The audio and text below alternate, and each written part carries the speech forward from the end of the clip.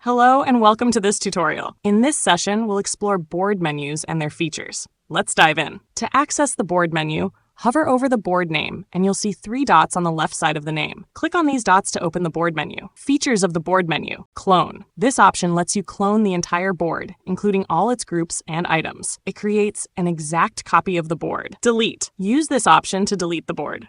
Expand all groups. By selecting this option, you can expand the board to view all its details. You can also achieve this by clicking the arrow button in front of the board name. Add group category. This option allows you to add categories to the groups. When you click it, a small pop-up will appear where you can define categories. You must add at least 2 categories to save it. For example, let's add these categories: Customer Success Managers, Implementation Team, and Training and Support Team. After saving, these options will appear as a drop-down next to each group name on the board. The group owner can select an appropriate category to represent the groups.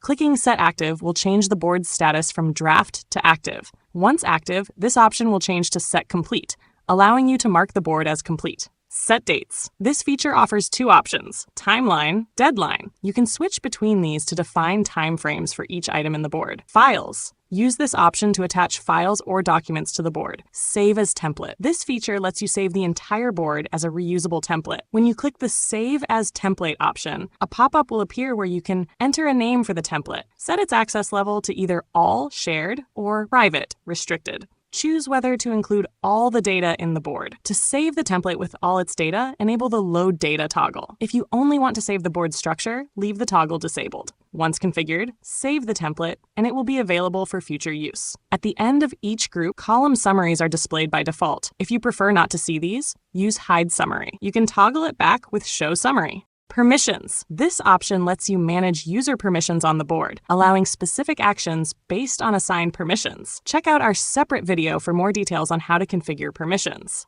That's a complete walkthrough of the board menu and its features. These tools make managing boards much easier and more efficient. Thank you for watching, and feel free to check out our other tutorials for more tips and tricks.